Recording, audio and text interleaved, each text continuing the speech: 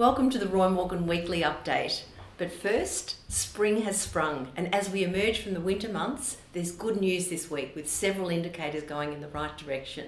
Consumer confidence is up, government confidence is up, inflation expectations are down, and this week, footy finals in full swing. We'll have a look at the latest Roy Morgan AFL Supporter Ladder.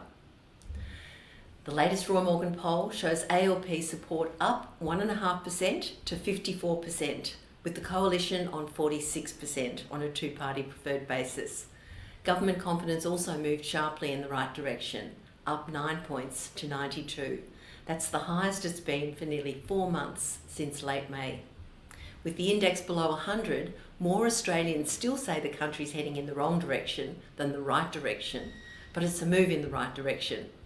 Now, a rising share of the population, 38.5%, up 6%, say the country is going in the right direction. 46.5%, down 3%, say the country's going in the wrong direction. And consumer confidence was up 2.2 points to 79.8 this week.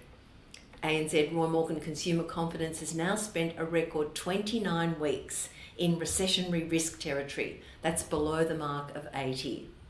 This week's increase means the indicator at 79.8 is very close to 80, and it's now at its highest since late April. Analysis of consumer confidence by housing status shows the improvement this week has come from people paying off their mortgages, up 4.1 points to 78.5, and for renters, up 4.7 points to 80.5. There was a slight decline for homeowners, down 2.3 to 80.5.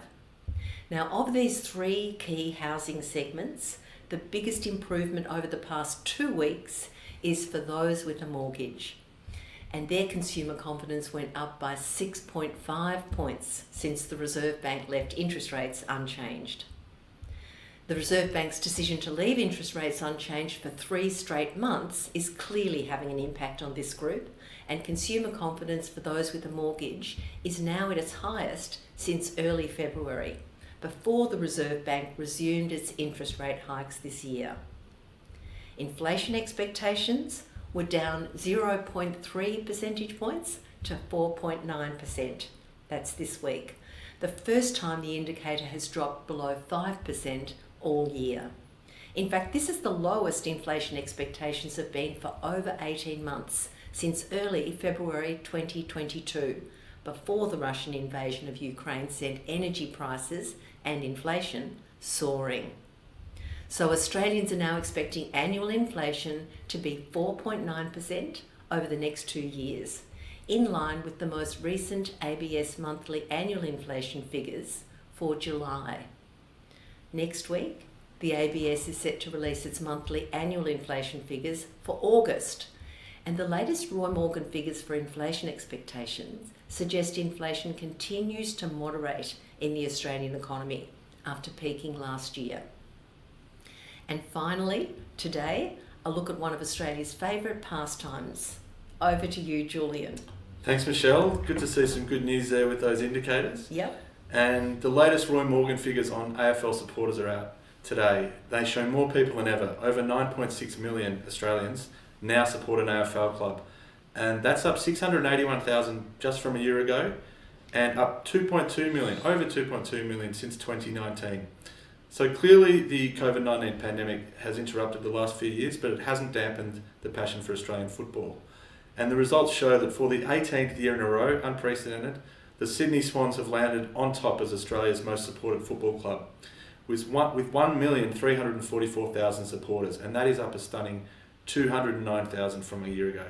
Of course, the Swans played in a grand final last year in 2022, although they were finalists again this year, although they lost narrowly last year in the grand final, not so narrowly, and this year they lost narrowly to Carlton in the first week of the finals.